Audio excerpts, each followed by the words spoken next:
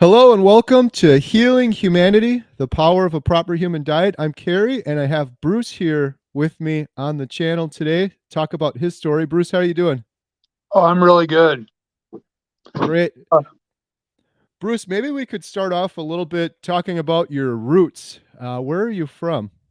I'm from Missouri. Like I said, I'm about an hour west of St. Louis, and I've had weight issues ever since I've been born. I think that was the only time I was normal was at born at 26 pounds. I mean, 26 inches long and 9 pounds 5 ounces. But after that, like I said, all of a sudden it was like 165 in first grade, which is huge. And then I've had, the yo-yo dieting the rest of the time throughout life. In fact, I started ketovore or keto back in 2018, went from 460 down to 207 in 18 months. Wow. And then for some reason, I decided to stop that. And all of a sudden, I noticed I was back at 400 pounds come this last July 15th. Well, I got some really distressing news then that all of a sudden, after 10 different tests, they found out what the problem was. Besides having sleep apnea, my ejection fraction was 32%. Oh no. So I was, totally bummed out, and I said, "Man, I've got to make a change." So the And so, I'm sorry, I was just going to say that your ejection fraction, that's sort of correct me if I'm wrong, that's a measurement of your heart's ability to keep up with the needs of your body. right, to pump out blood, Okay. and normal is like 50 to 60. Right. Wow. So you were at 460 in 2018. You did the ketogenic diet. How did you figure out to do keto? How'd you find keto? You know, I try to remember back, and I don't know if I saw an ad someplace or what, but I just thought it made a lot of sense, and I always knew that carbs were bad, and so I just had all of a sudden lots of steak salads, I and the only trouble was I also had lots of diarrhea with it. mm. I did keto as well and had some good success, but I could never maintain it. I could never moderate it because I'd have a little bit of fruit or vegetables that was low carb or under 20 Right, carbs for the day. But then I'd get cravings and it would come back. And the thing that really got me on keto was all of these keto snacks and treats and stuff they have at the store now. I did keto like 10 or 15 years ago and they didn't have a lot of that back then, but now you go in Costco or the grocery store and they're everywhere. Um, right, that was the downfall for me on keto too. They kept creeping back in keto tortillas, keto ice cream, keto right. bread. Did what And would you say? I found 90% chocolate. And that was my undoing because I thought, well, okay, it doesn't really taste sweet. It'll kind of do, but it won't. But it kind of, sent me down the wrong path. Wow. So you were all the way down to 207. Right. I'm I've six. been there. I've been there, Bruce, before. You were probably at 207 and you were probably thinking in your head, never again. I'm not gaining this weight back. Look what Right. I've done. Look what I've overcome. Look how much weight I've lost. I have a picture of myself when I was down to I think 190 or 185. This was like 10 years ago. I lost a whole bunch of weight on keto. And I remember vividly when that picture was taken thinking, I'm not going to mess this up. And Right. it was a couple months later I gained all the weight back. It came on real quick too. I just couldn't maintain. I got to the point where I was like, I'm at the proper weight now. Now I could just eat in moderation. Now I could just eat like a proper human and do it, but I would get a little bit of sugar in me and I couldn't stop. I would just keep eating more and more and more and it would get worse Right. until I'd gain all the weight back. And I think until we realize, the terms abstainers and moderators, and we will never, ever, ever in a million years be a moderator. That we're born abstainers, and that's what we have to do, and that's what will be our best health. Yes.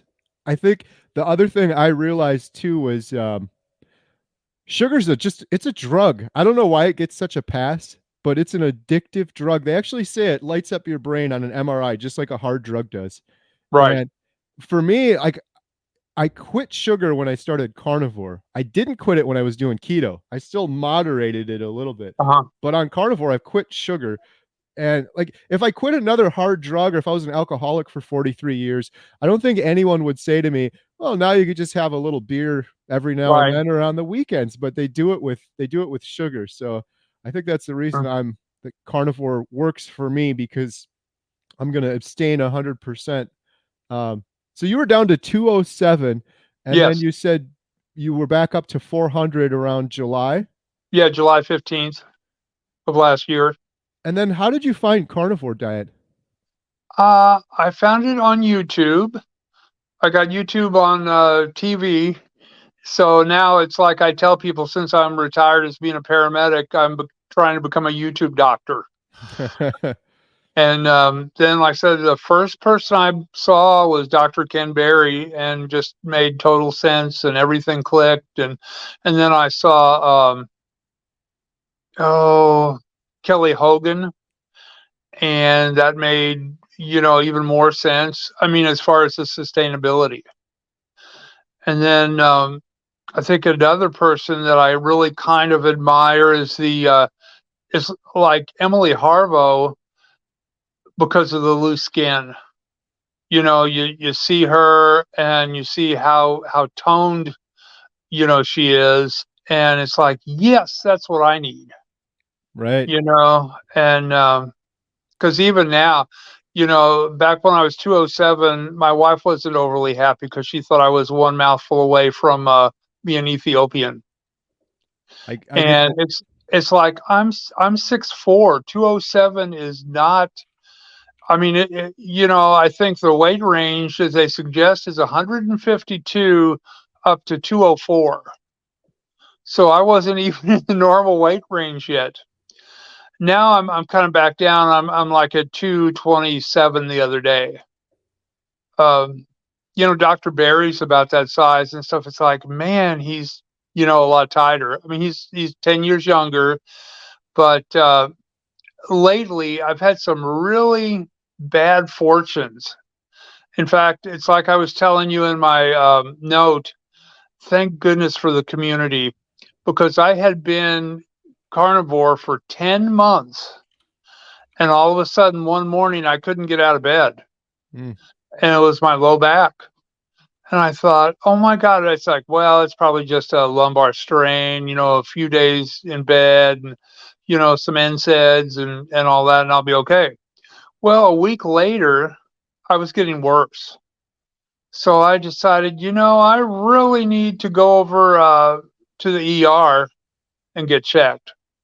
So I went to the ER, and unfortunately, it's like now I'm not that big, but the only MRI machine they had that would fit was down. mm. And this was in a smaller hospital in Washington, Missouri. So they had to transfer me at 3:30 in the morning to Big Mercy in St. Louis.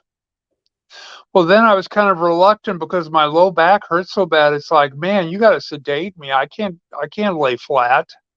So we piddled around 2 or 3 days with that until um, I got in the MRI, and then they found out, oh, you have osteomyelitis in the entire lumbar and sacroiliac area. And if you've ever had that, it's like a super bad bone infection. Huh. And so when they were doing that, luckily there was some smart doctors to say, well, if he's got that bad of infection, we need to check his heart. So they did, instead of a regular echo, they did what they call a transesophageal echo. And that found that I had vegetation on my aortic valve. Mm.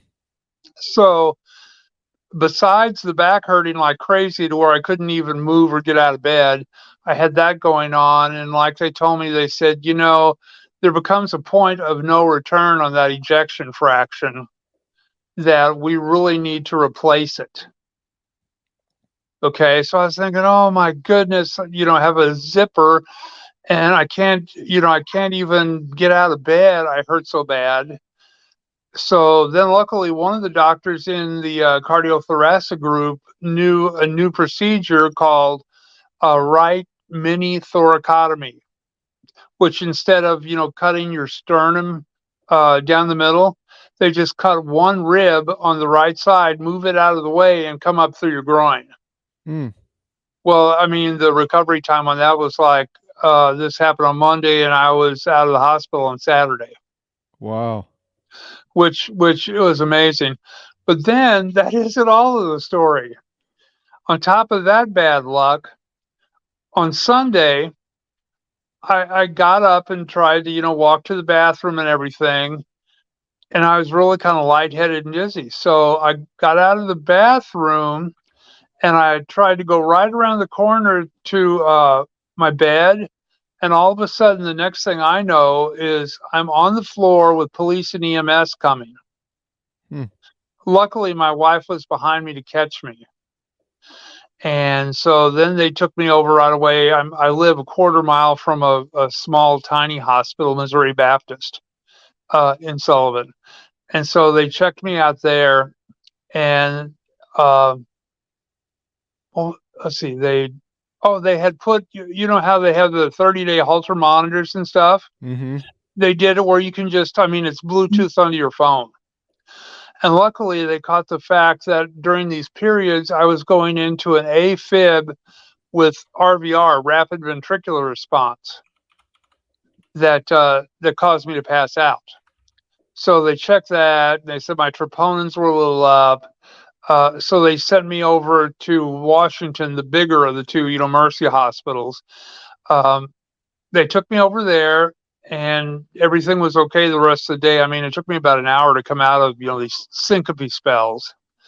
And the next day, I thought, well, okay, I'll try to get up and go on the bedside commode. Oh, well, I did that, and guess what happened? The same thing. Luckily, the nurses were there, caught me, laid me down, and the next thing I know, they're bagging me. They said I was out about 15 minutes. They were bagging me, and I had pacer pads on my chest.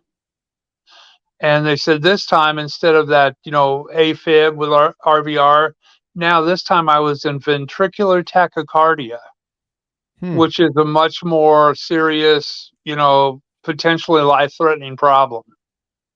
So, when I'm on the floor, every time they have to pick me up, like on a blanket kind of carry and put me in bed, it was just excruciating because of that osteomyelitis in the low back. In fact, before they did all the valve replacement stuff, they sent me home on 3 different antibiotics that I had to do every day into a PICC line in my arm that went right into the heart. Wow. And so I think that caused me to get a little better, but I went from a walker to a cane, and now I'm kind of walking gingerly, just very slow and deliberate, because if I like catch my foot on a table leg or something, it jerks me and I about go down from such bad back spasms. But anyway, after the second time of passing out from the heart, and they found out that I had that ventricular tachycardia, they said, well, we got to do something. And so they put in a defibrillator pacemaker. They said the Cadillac model because you got two of them, two wires in the heart to help stimulate that, and then one on top for the atrium. And so I just, put on a bunch of different medicines, and like amiodarone, and in fact, they have a diabetes type of medication they said is good for heart failure called Jardians. Mm. And I told them, I said on the Jardian, so I can't really afford to take it because my copay on it's like 160 on top of taking blood thinner, which is like 130. So right now, until at least the first of the year, I'm kind of getting free samples. Hmm. Wow. But so and this all happened after 10 months of being carnivore. And thank goodness I had the community there to reassure me uh, that I'm doing good for my body.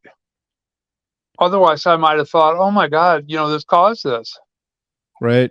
But no, it's like Dr. Barry says, you're not bulletproof. And it's probably the 60 other years of eating like crap, and being 460 and that caused a lot of that. Right. That was going to be my question because someone, devil's advocate or someone cynical would be like, "Oh, the eating that way caused that." But it seems like some of these things, like valve issues, are things that would happen over years or maybe even decades.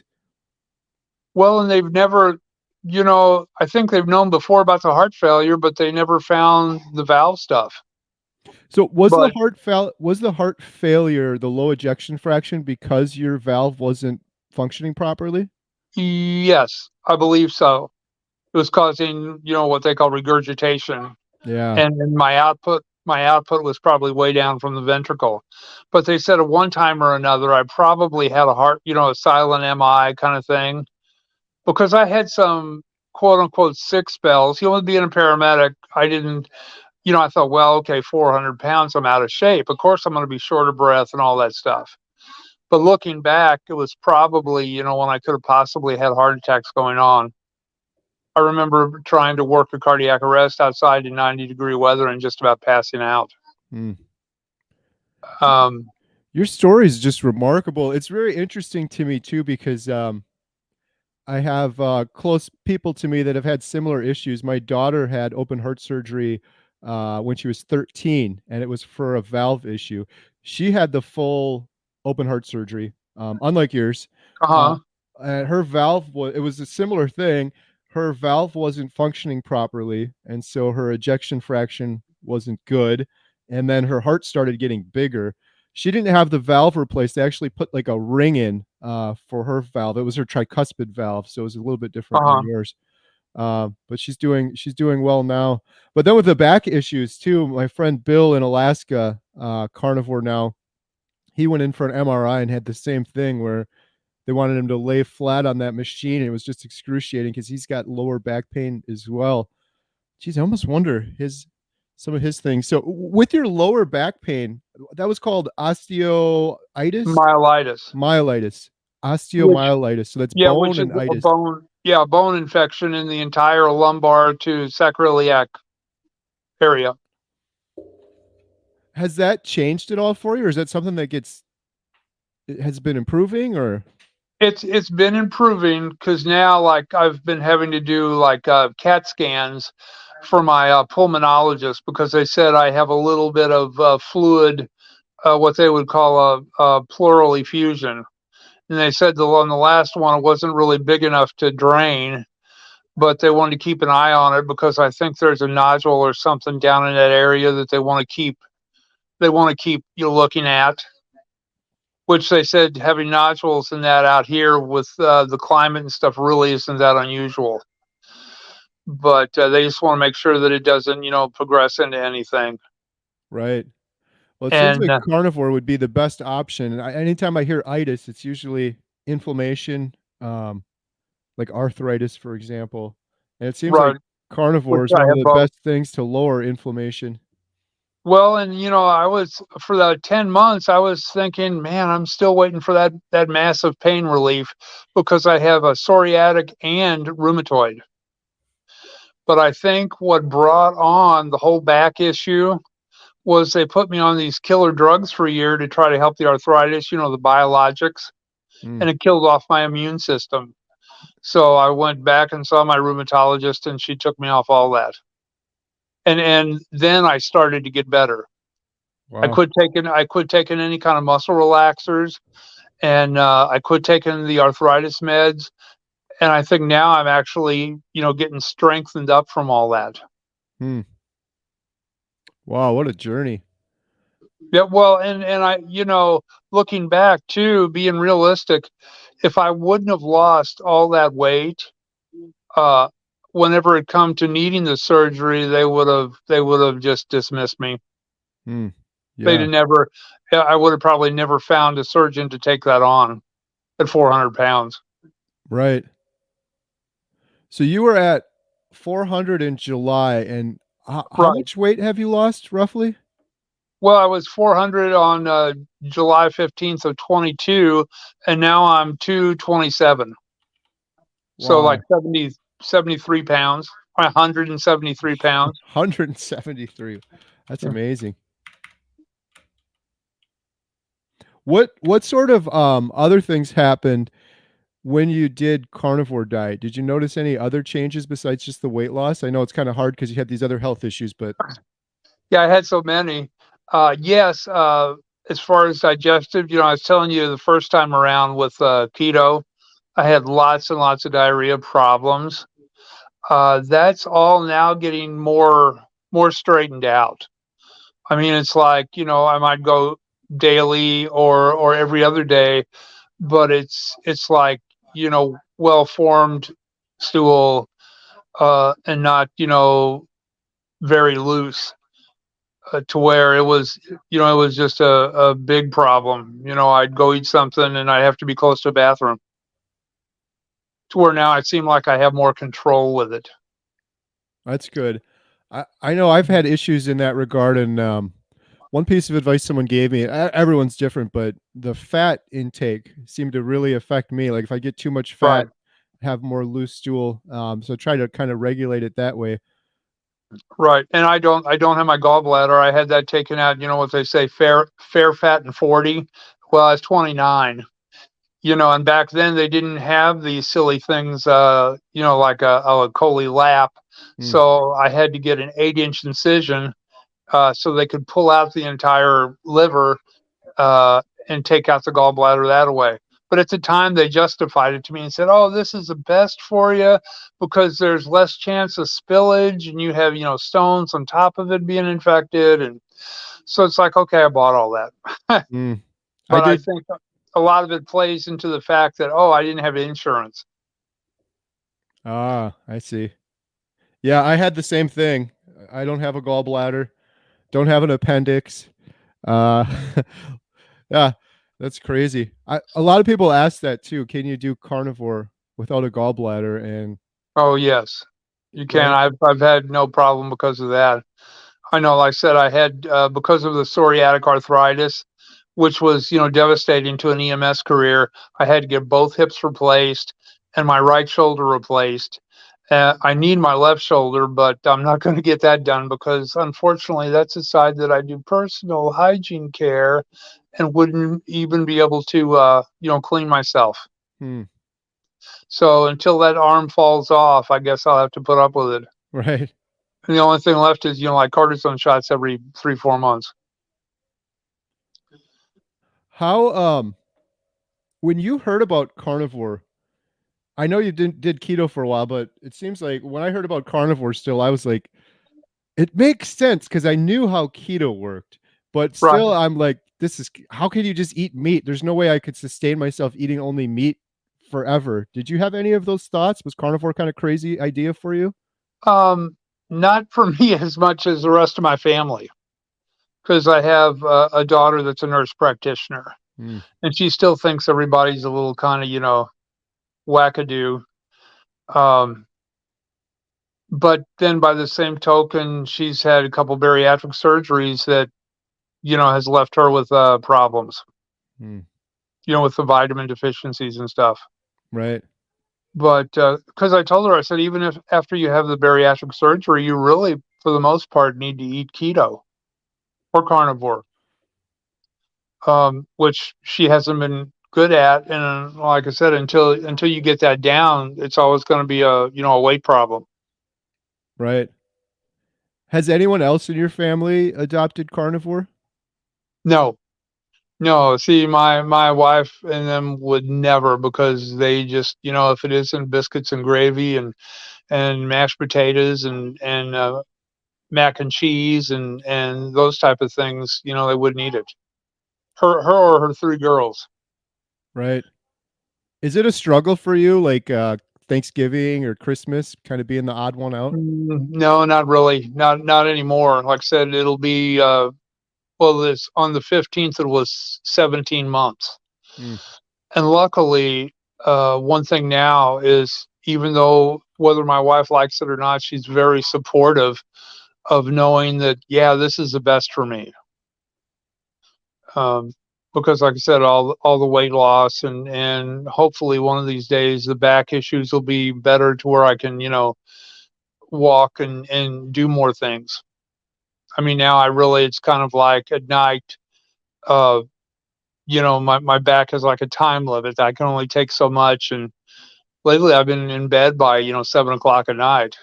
Hmm. But then we have our 5-year old in the mornings at 5 and 6 o'clock. So it's kind of a necessary evil. Did you have any mental health changes noticeable on carnivore? No, I haven't really noticed. With the hospital stay, of course, they put me on Buspar and Lexapro. So I asked my wife about that if she's noticed, you know, any change with that, and she says that she thinks I'm better because I had, the older I get, the more anxiety I'm getting. It's like, I'm becoming such a nervous Nelly with everything. But when I went to rehab, uh, by my daughter, who I said is a nurse practitioner, and she does a rehab unit. They're trying to get me up and walk me because they've only got 20 days because of Medicare, to get you in and out of the hospital. And I told them I can't take this. I'm really hurt. And then I come back to them after, the cardiac surgeries, and I said, well, I feel like it's a fair fight now because I can actually, get up and walk pretty well with a walker and all that. But the first time around, it was awful. Hmm. I'd get these back spasms, and once the spasm hit, I'd go down. In terms of the osteomyelitis, how is that diagnosed? This is kind of just a side question. I'm thinking about my friend Bill, who's been going through these horrible lower back pains, and they can't figure out what's wrong with him. It sounds very similar. He was Well, obviously very um, overweight as well. Started at 700 pounds. He's down quite a bit from there now, but basically, I think it started out with blood cultures and saw that my white count was up. So they knew I had an infection.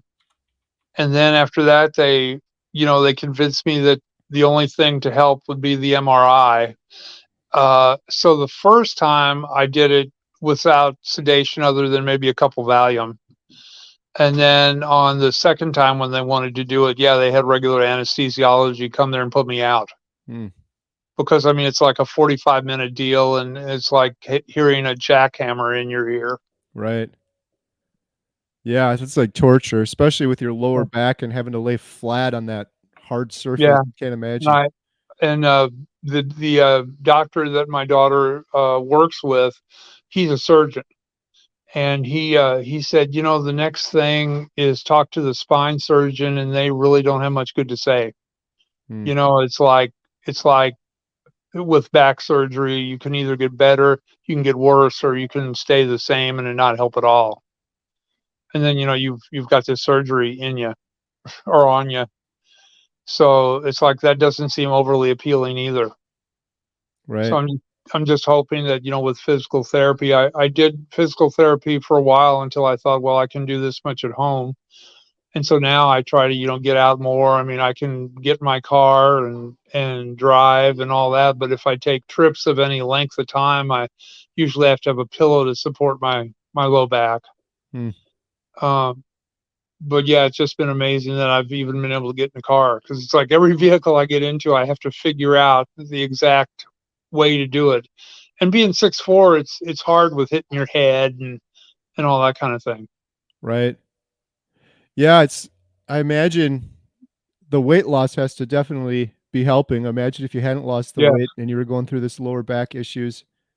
And I got to be careful because I'm always the carnivore evangelist and carnivore fixes everything. But it is amazing what people overcome eating the proper foods, and inflammation goes down. And then over time, your cells regenerate.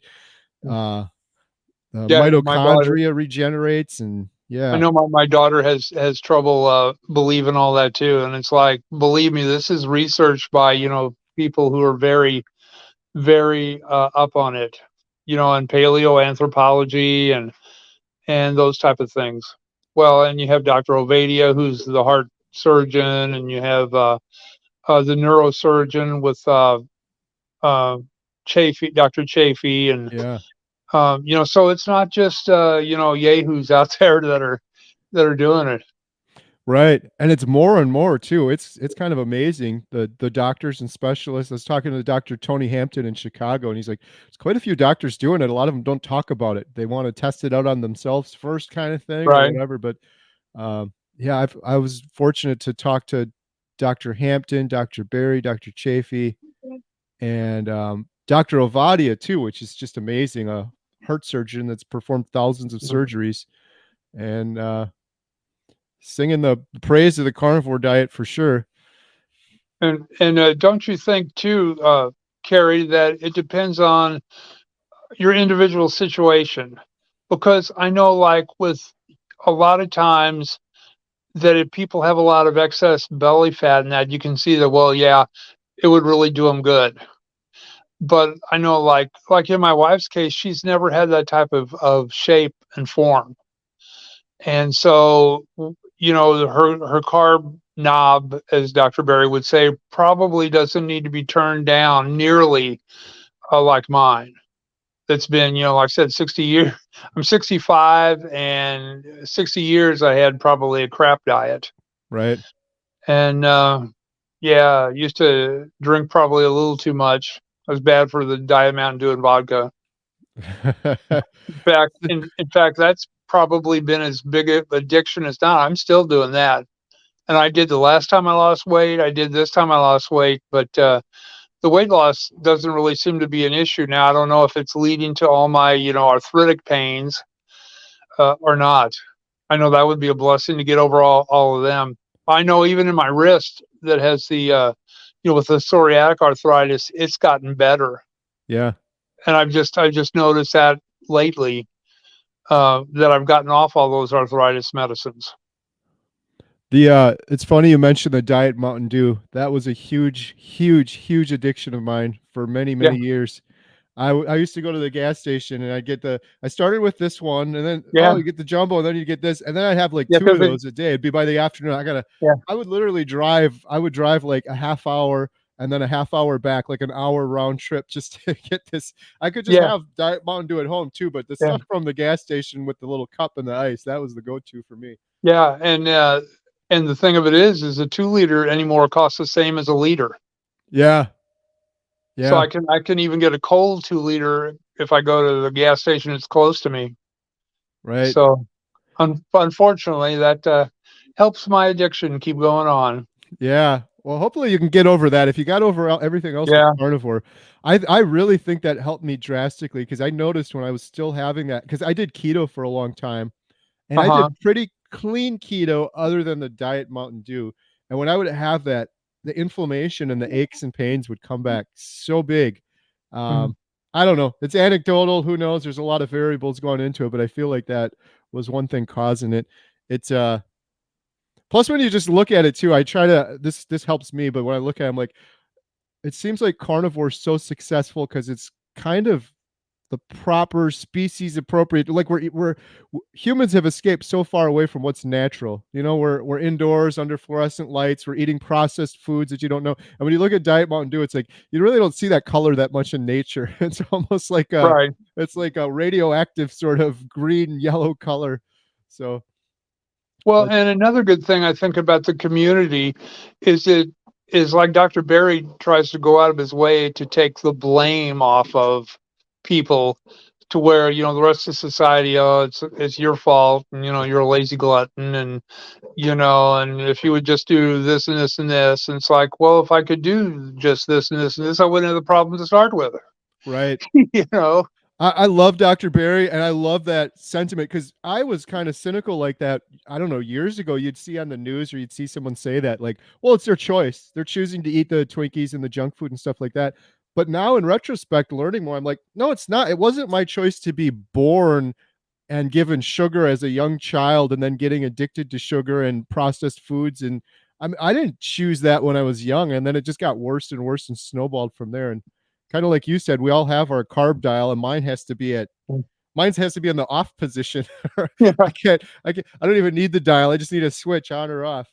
But Yeah. yeah, we didn't choose to become addicted to sugar from a young age, and it's like it's Well, and more addictive than some hard drugs out there. It just gets a pass from people is amazing to me. it's so hard to stay away from it because I mean, like the salad dressing, I might eat from time to time, or mayonnaise. If you get the regular, it's got it, and all those type of things are just set against you. Yeah. It's Um, everywhere. I said this uh, before, like, if you Google what's the biggest, industry revenue-wise in the world, they'll say it's, like, mobile because everyone has a cell phone, or they'll say it's oil. I really think it's sugar because it's like a right, conglomerate. You go in the grocery store, it's literally in everything, to your point. It's even in salt, it's in bread, it's in cigarettes. Sugar is in everything. If you right, and I'm just really scared, because they'll be losing billions of dollars if people would switch over, and I think that they're going to, do their damnedest to try to outlaw meat. Yeah, yeah, and it makes sense when you start thinking about it more too, because it's worth so much money. The reasons we've been told our whole lives, um, before I started carnivore, I was scared, like, oh, I'm gonna eat meat, that's gonna clog my arteries. It's bad for you. You look into so many of those studies, and they're sponsored by Kellogg's or the sugar companies. And it's like, if you want to sell even more sugar, the best way to do it is just demonize meat, scare people away from eating meat. What are they going to do? They're going to try to have a little bit of Right, salad here or there, and then they're going to realize there's not enough nutrients in salad, and they're hungry all the time, and then they're going to start eating more and more, and then they're going to be back on junk food, processed, and sugar right. again. Um, and like I said, it is so tied in with every celebration, and it is tied in, sedating yourself when you don't feel good, and it's just an extremely tough addiction. Yeah. Well, and then they say breakfast is the most important meal of the day. It's kind of like cigarettes back in the day when they'd market them. You got your cereal boxes with cartoon characters on them, so the kids are like, "Mom, give me that one, give me that one." You get Yeah, hooked. You get hooked as a child. You're like a lifelong sugar consumer now. right. It's just everywhere. So that's why I think carnivore is successful because unlike keto, where you can still have a little bit of sugar, it's either you have an on switch or an off switch. It's like I'm done. No more sugar, no more moderation. And I know. I feel bad. My 6-year-old totally addicted to sugar. He doesn't put on weight or anything because he's so active, but mom and grandma thinks that that's the right way because that's how they did it as a kid. yeah, Nothing really bad ever happened to them. It's like, right, well, then you're lucky. Then right, you have that metabolism that really seems to work for you. right. Yeah, and plus it's like nothing really bad happened to them, or did it yet. One of the things that's really I've learned a lot more lately. My friend Jeff, he is on a journey to be cancer free, stage 4 cancer. And I did an interview with Professor Seafried, um, and he was telling me, like, I always thought cancer was just it's a fluke or it's genetic. Like, we don't really know why. I've lost so many loved ones, family members to cancer. And he says most cases it's from chronic inflammation. I said, chronic inflammation from what? Well, you can get that from smoking, but those numbers are even down. But most of the chronic inflammation is from eating processed foods and sugar that are highly inflammatory. And you do it for years and years and decades, and then you end up with cancer where you otherwise probably wouldn't have if you avoided those things. So, yeah, wow. You've had an incredible journey. So down 170 plus pounds. Yeah.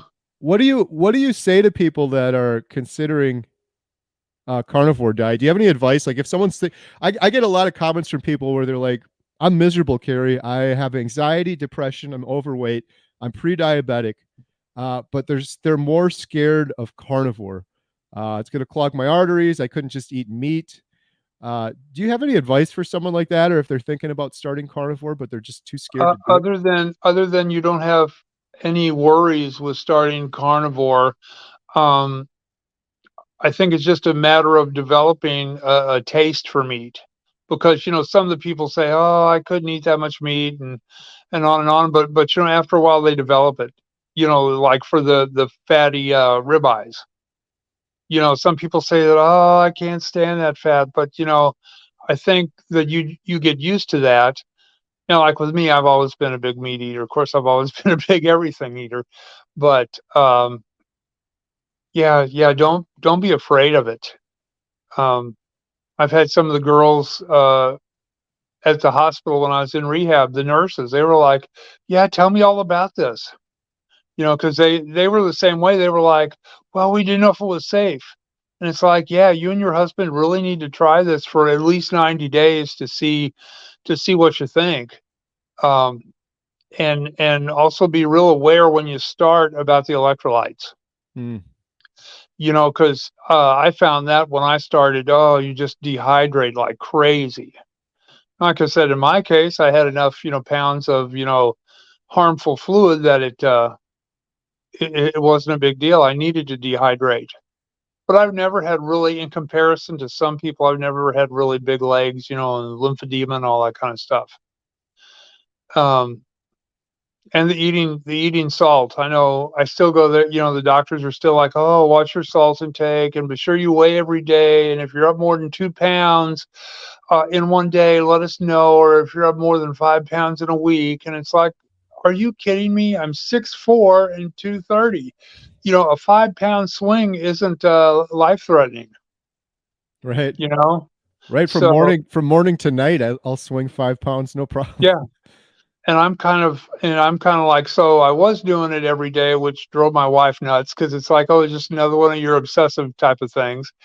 But so now I've quit just because, well, the other day I weighed 227 and that was like a low. So it's like, nope, I'm going with that. So anybody ask me, I'm 227. So I'll just, try to weigh more like once a week Right. and hope that it's good news. Um, but yeah, it'll be 18, the same amount of time that went from 460 down to 207. I'll be hitting next month on the 15th. But, Wow. a lot of people are like, no, I don't think you should go that low. Because, the tough thing is like, you get the turkey neck and all of the fat here, under your, by your clavicles. I mean, that's all gone. So I don't know any way to do body recomposition on that, especially when I can barely get up, you know? Right. Yeah, the only thing I've learned about loose skin is fasting and getting into mitophagy can help. I've done have you done any fasting at all or intermittent fasting? I usually do at least between 16 and 20 hours a day, depending on the day. But the prolonged fast, I've done a few 24s. I did like one um, 42 and didn't really like it very much. And of course I watched some of the other YouTube videos that act like it's not totally necessary, depending on if it raises your cortisol level from being stressed out from all the fasting. As Right. far as priming, I'm don't know. I'm just not sure I'm going to do that. But again, you look at Emily Harbaugh and look what it's done for her. Yeah. Yeah, she's amazing. Yeah, your face looks great. Like I couldn't even tell. I don't really see like you have loose skin or anything like that for the amount of weight going from Yeah. 460 down. That's amazing. See, see, that's what I noticed. Other people say no, it's not that big a deal. But I noticed kind of a turkey neck type of thing. My main thing is on the apron. You know, Yeah. if I didn't have the apron and instead of a 30, 8 jeans, I'd probably be at 32. Right. Yeah, And then it's similar for me too. I had most of my weight on my belly, and people will say to me, "You lost so much weight." I'm like, "I'll take my shirt off. I could show you. I got a bunch of loose skin right yeah, around my belly still." yeah. Well, you saw in the pictures that I sent you. I was probably, like 210 on that, when I was in the swimming pool. Yeah. And like I said, it's all right around the waist. And in fact, back then I was like 60 or 61. And I was really, gung ho about the getting skin removal surgery. But ever since I've had all my other surgeries now, I'm not quite as hip on that Right. Enough surgeries for a because while. yeah, and they say it's very painful anyway. Yeah. Because I watched like Laura Spass, you know, uh, her surgery and Mary Roberts, and they all commented about how painful and that what it was. I mean, they're happy after it was all over and everything's kind of healing up now, but still, I don't know that I want to go through any more of that pain that I don't absolutely have to. Right. Yeah, no, that's understandable. I it's funny what you were saying though, how people are commenting like, "Oh, you've lost enough weight." I've had that comment so many times now. My wife and I, we own our little small town movie theater, so we see Mhm. the public, and they kind of saw me before and after. I get so many people coming into the theater, and they're like, "Are you okay? Is there anything Yeah, wrong?" And it's like, yeah, I was talking to someone the other day, and they're like, "Well, they probably just mean well, because when someone gets really skinny, sometimes it's because they're sick or it's cancer or something like right.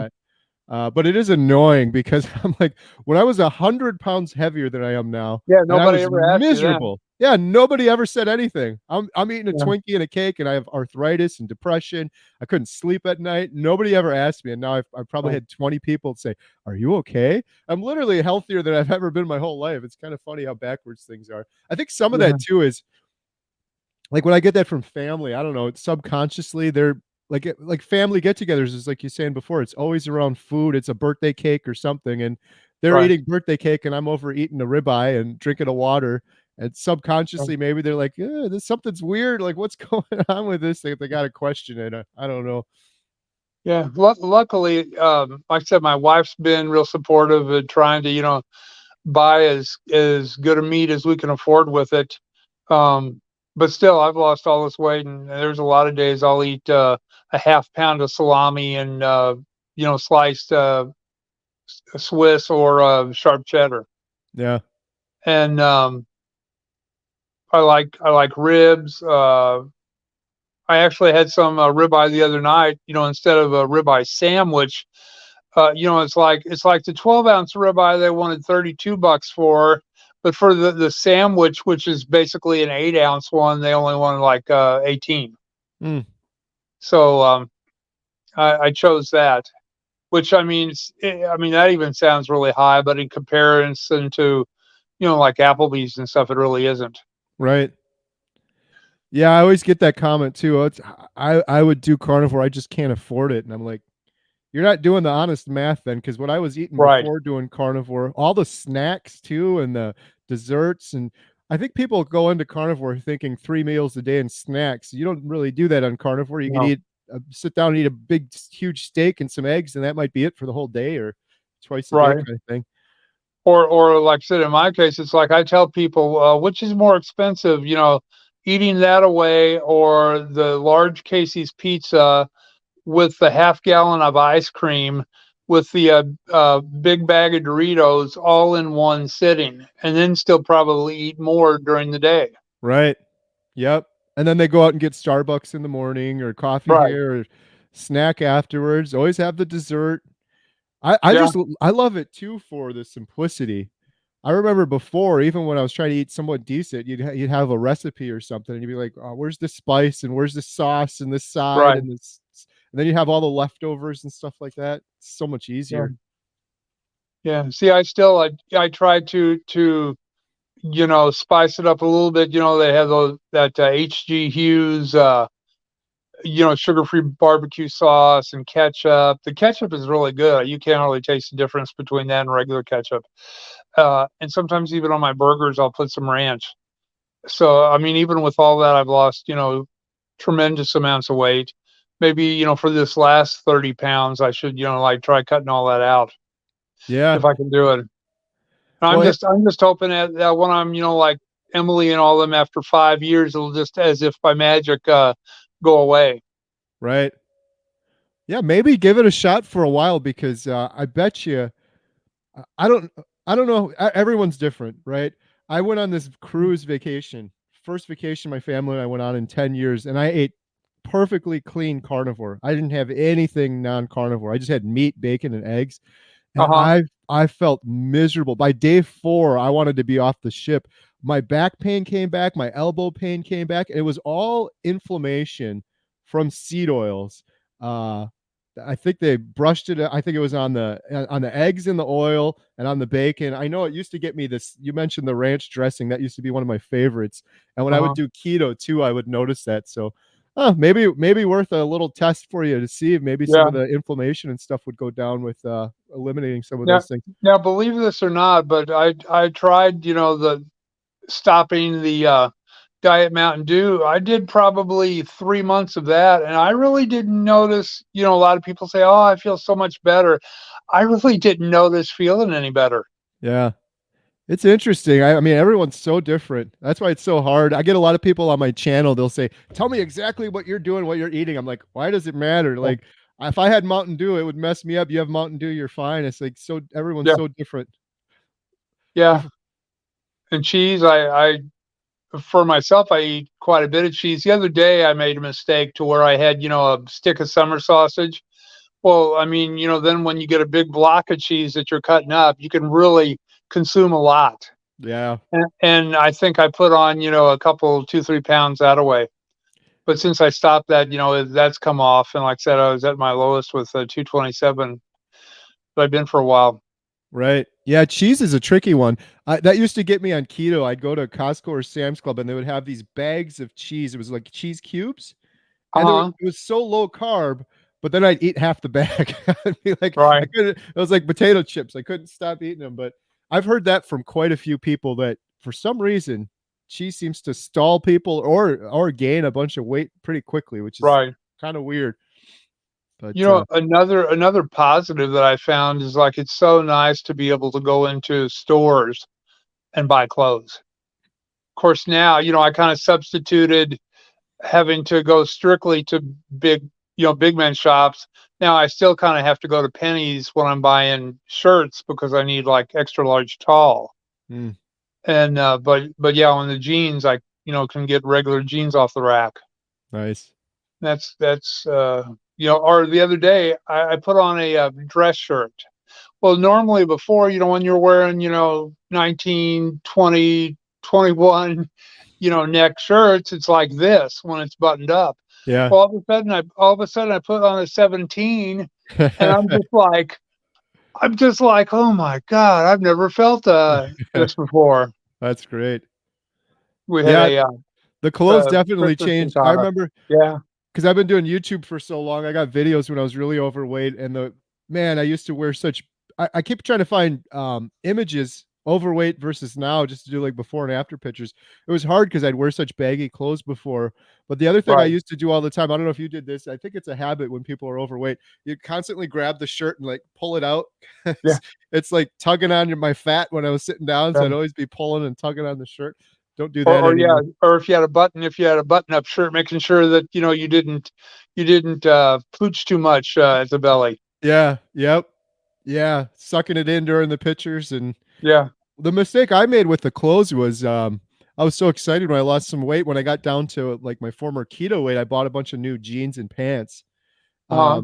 but I went too early, and then it was like, I don't know, 2, 3 months later, they weren't fitting anymore. I had to use a tighter belt, so I had to buy more, so I was like, "I should have wore some sweatpants or something in between." Right. I didn't realize I'd get down that low, so it was a good problem to have, but Or I always said I should open up a men's clothing store with the size range. I mean, because I remember I think I was wearing like 62 jeans, and now I'm at a 38, and I still got 34s in the closet that I was, before when I was at 207.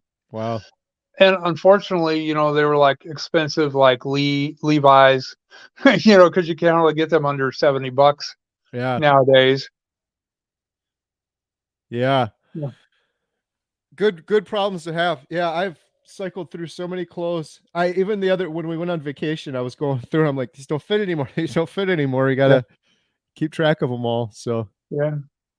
then, Did well, you yeah, did you ever notice any problems? I won't say reflux, but initially when you started eating, lots of beef, that it didn't really set very well.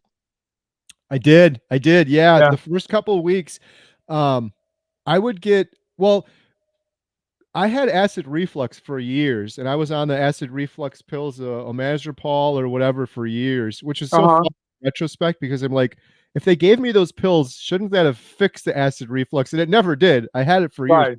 It's completely gone on carnivore, but the first couple of weeks or maybe month or so, I would get really bad acid reflux, indigestion when I would eat. It only lasted a while, and then one of the things that helped with that, I don't know if Dr. Barry did a video on this or what, but I was drinking too much water while I was eating. There was something with that. Like I'd eat a big steak and I would be drinking way too much water, and that would cause it. I think Dr. Barry did a video on that. And he said just chill out with the water while you're eating, wait like a half an hour, and then do it. And that really helped me. I don't know if that's the Well, same thing you had, but that was one big one for me. and that also helps with like your diarrhea because it you know moves everything through the tract too fast. Ah, okay. So that's why they suggest, try to hold off, a half hour before and a half hour after. Yeah. And but I know it was causing, the reflux. I haven't been able to lay on my belly, in bed for years.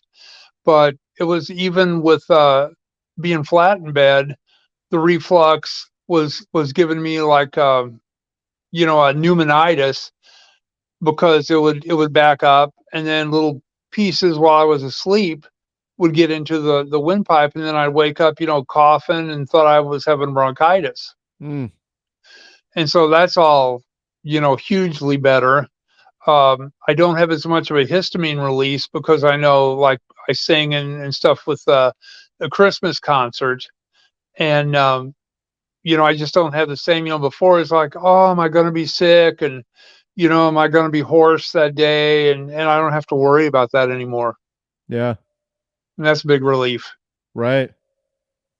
Well, it sounds like you mentioned earlier the carnivore community's been good support for you. I've noticed the same thing. The community is just amazing. It's really nice too, just to when we live in a world where we're kind of loners, to have other people that are like-minded. And do you watch a lot of carnivore content still now that you're on Oh track? yeah. Yeah, it makes my wife sick. Again, it's just part of my Same here. OCD. Yeah, You know, nonstop, she nonstop here. she can't. Well, every time she comes in to watch TV, can we watch something else? Oh, okay. N- And I told her, I said I need this, dear, for the motivation, because I'll watch the same darn videos over and over and over, if I like them, and it's like it just helps keep me um energized to it. Yeah. It's funny you say that too, because I just watch everything. I'll watch like a lot of Dr. Barry's live streams, and you're Uh-huh. you're probably the same where I don't really have these same questions that people are asking Dr. Barry, or I know the answers to them, but I still watch it. It's still Right. interesting. He does such a good job with it, and I think it's like you said. I get a lot of comments on my channel too, where people are like, "Keep doing these videos. They keep me going, or they keep me motivated." And I'm like, "All right, I'm just doing them because they're kind Yeah. of fun." But it's oh, look at Tell this. me, tell me that update on Bill again. How is he doing as far as his back now? His back is still bothering him. He's had a little bit of slight relief. Thankfully, I talk to him every day. In fact, I was just texting with him earlier.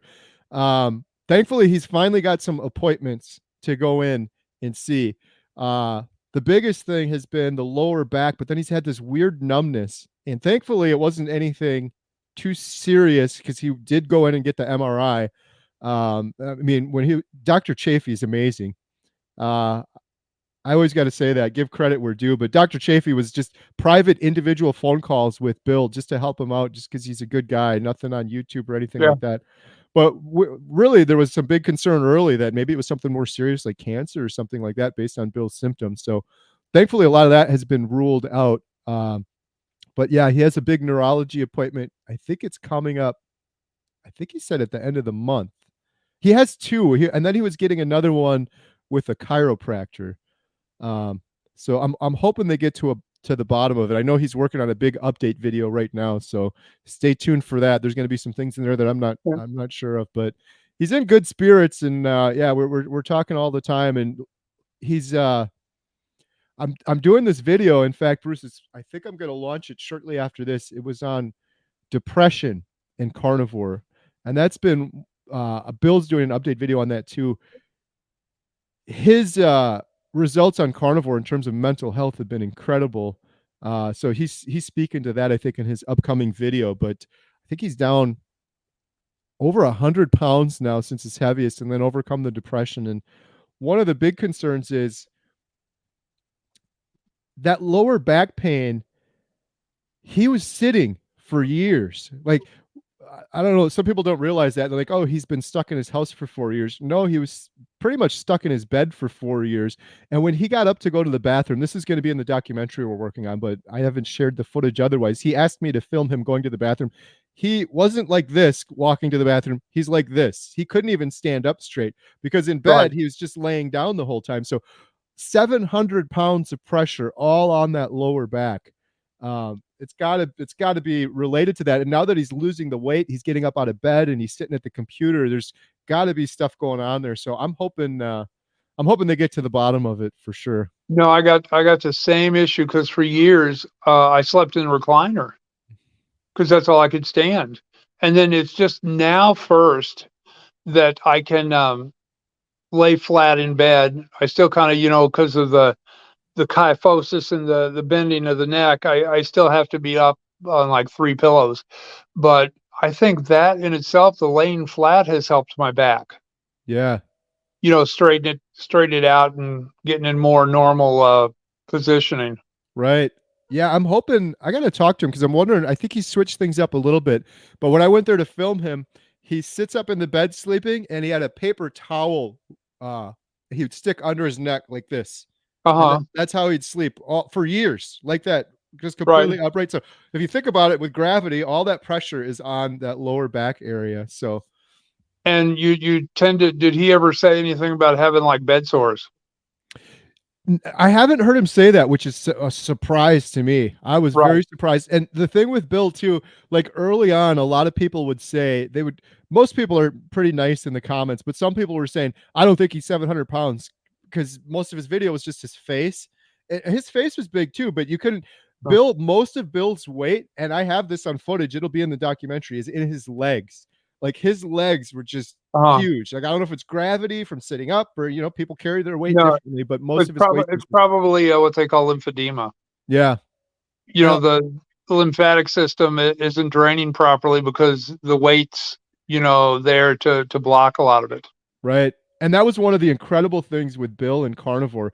I remember 2 or 3 weeks into Bill doing Carnivore, he called me up and he was just amazed. He's like, "This is crazy how my pain Yeah. in my legs went away so quickly." And when he makes his trip to the bathroom, his legs weren't rubbing together like they were before. And I'm Uh-huh. like, Bill, that's a lot of that's just inflammation and water, like you said, and a lot of that goes away pretty Right. quickly on carnivore for a lot of people. Not obviously he has a long road ahead of him, but some of that initial Right. inflammation going down can relieve a lot of pain for people quickly and help with snoring. That was my big thing. Right. I think I Does he just snored from inflammation.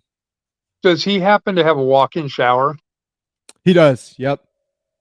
Luckily, yeah. Like I said, that's the trouble with I'm in an apartment and just have, a tub shower.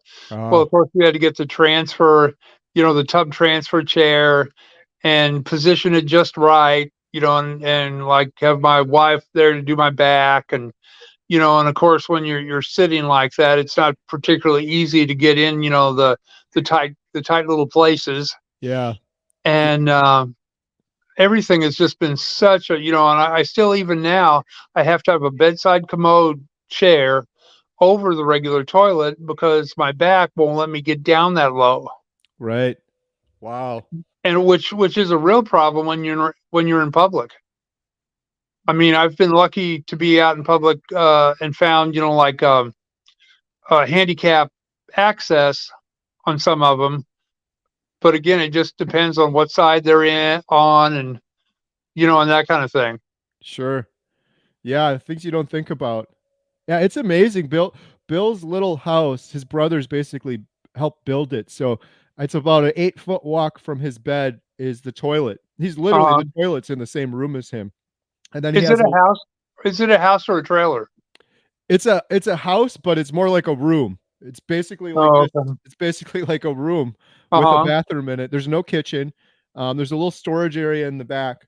And yeah, and they built the toilet right next to him. So he's basically in a room with a toilet. It's almost like a prison Right. cell. Right. Sadly, it's about the size of it, and then the shower's over there. The incredible thing too is he doesn't have that stand, so it's just a standard toilet for him. Right. Um, but I was saying to him too, I'm like, Bill, you got to, this is crazy. I'm really nervous for him because I'm like, what if you were to fall? Right. He's like, they wouldn't find me. His brothers live on the property, but they come in maybe sometimes not even at all. Maybe they'll pop their heads in once a day. I'm like, if you fall going from here, and he's like, that's been my biggest fear for years now. Well, Um, or still with him at the 700 pounds, do you find a bedside commode that he'll fit and that will be sturdy enough? yeah, they'd almost have to build something, I would think. But luckily now he's losing the weight, and I can't wait till he gets Yeah. weighed in again. The last time he was down significantly, so um, and luckily now too with the carnivore, like he's been getting up and moving around more. The most incredible thing was when he went and sat at his brothers bought a desk in for him. He sat on the desk. He's Uh, like, first time in years I was able to look over at the bed and see this room from a different perspective because for 4 years it's just been sitting in that bed. So yeah. Or have you ever watched that show, My 600-Pound Life? I have. So aggravating. You just want to tell those people, you really need to come and see us. Yes. Yeah. Because Dr. Dow is very judgmental. And again, imagine you're weighing 700 pounds and he wants to put you on a 1,200 calorie a day diet. Yeah. That's just so ridiculous. And then, oh, if they haven't done it, yeah, you're a lazy slob, and it's all your fault. Right. Just setting them up for failure. And then they get the surgery and it's like there's no other that's the reason I believe carnivore is so amazing. It's because it's natural. Like humans weren't meant to Yeah. sit there count calories and macros, and I've done it so many times over the years. It's not sustainable. No other species, of course, they're not intelligent enough to do it, but nobody has to do that. That's why carnivore just works so Right. well for people. You just eat till you're full. That's what you should be And doing. The proper foods until you're full. well, and it's amazing because people want to act like, oh, they're so scared of carnivore and eating red meat. But if you say, bariatric surgery or stomach stapling, nobody blinks an eye at that anymore. Right. And that's like so much more invasive and so many more problems affiliated with that. Yeah. I always tell people if you're scared of carnivore, you should be scared about what got you to this point Right. that you're thinking about carnivore. There's so much stuff. You mentioned Dr. Ovadia before, and the most remarkable thing that I learned from him, I was fortunate to interview him on my channel, was if you have poor metabolic health, you're 6 times more likely to suffer from heart disease than if you have elevated cholesterol or poor Oh, cholesterol, as they put it now. Everyone out there has poor metabolic right. health, except for me and you. We're eating the Yeah. proper stuff. Everyone does, and nobody's worried about it. And they're still, even to this day, they're worried about. You talk to people about carnivore, and they have it ingrained in their head. They're worried about, oh, what about cholesterol while they're eating Twinkies and cupcakes and they Yeah. have poor metabolic 6x. It's like a fact. It's Right. science.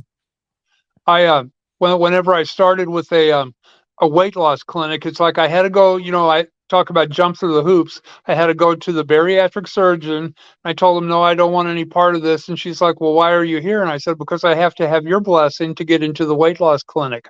Mm, Okay. So then the weight loss clinic started. I jumped up and down until I could get fasting blood sugar and all that. And I started out with a 21.3. And after 6 months, it went down to 11.6. And then the last one I had taken was 9.2. mm. So at least it's moving in the right direction. And my A1C was 4.6. Wow. Nice. But yet on there's a lot of days to where they'll do a fasting sugar in the morning, and it's probably been 14, 16 hours, and it'll be 105, 100, 101. Some days it's not. I mean, the last time I took it was 99, Hmm. and I've had it as low as 80. Yeah. But and then trying to get them to get all these is like pulling teeth. Yeah. And nobody, and after telling them I'm on carnivore, nobody's thought about, well, maybe you need a lipid panel just to see where that is, Right. or another CRP. Because I know when I was going through all this, it was 161, and then it got down to 5.2. So it's like, well, why aren't they checking that? Well, because you don't need it now. Hmm. Well, how do you know that unless you check it? Right? You got to test it. Yeah. Huh. Uh, Yeah, it's like pulling teeth. It's crazy.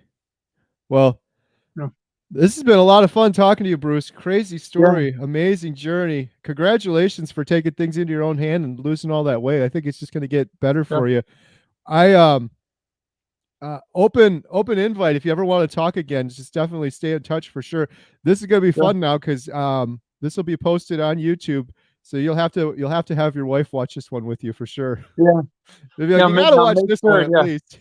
Now make sure, Terry, that like the other guy who's 65, with the beard and the glasses, Yeah. that make sure that you or Dr. Barry say, oh, he doesn't look 65 at all. Right? I will have this. If I talk to Dr. Barry again, I'll show him your video. I'll show him your picture. Yeah, Alex, yeah, yeah, that was funny. Yeah, Dr. Barry said that's what a proper 65-year-old would yeah, look like if they ate that food. I'm like, yeah, that's true if you put it that way. So awesome. Well, thank you yeah, so much, Bruce, for your time. I really appreciate it. This has been a lot of fun. yeah. I just love the job you guys are doing. Oh, thank you. I appreciate it. I look forward to sharing more with the documentary. We've got some really good footage put together, and I'm just chomping at the bit to share it with people, but can't put it out on YouTube if it's going to be out in the documentary. But we're getting closer to having a Um, trailer ready. We're going to share with everybody, so that'll be exciting. do you think it'll be within the next 6 months or a year? The trailer, the we're doing a 6-minute prototype, which is actually more than a trailer. It's like a short version of the movie. That will Uh-huh. be coming up soon within, let me be careful what I say here, depending on when this goes live, within 2 months, probably less than that. We Yeah. have almost everything we need, but we want to go film Dr. Barry for the prototype trailer. The entire documentary, it's hard to say for sure on that because we're trying to follow folks for a year. Bill, for example, and I think Bill is around. Oh, I got to be careful now. I'm bad with dates. 4 or 5 months. So we got quite a bit of time left on that, and then we're gonna have to edit everything together. So, but we're hoping to share more. I think the torch, people seeing, we're calling it a torch. It's a 6-minute version. We're going to be sending that out to the studios, and we're going to be sharing it with the public. So that I think will be exciting for people. There's going to be a lot of footage of Bill and Maggie and Jeff that people haven't seen yet in that one. And that one's coming up real soon. Uh-huh. Well, good. Yeah, I'll be looking for it. Yeah, absolutely. Well, thank you so much, Bruce. I'll be in touch. I'll be sharing this video soon. So, um, yeah, look forward to it. So thank you so much. Have a good day. Uh-huh. Take care.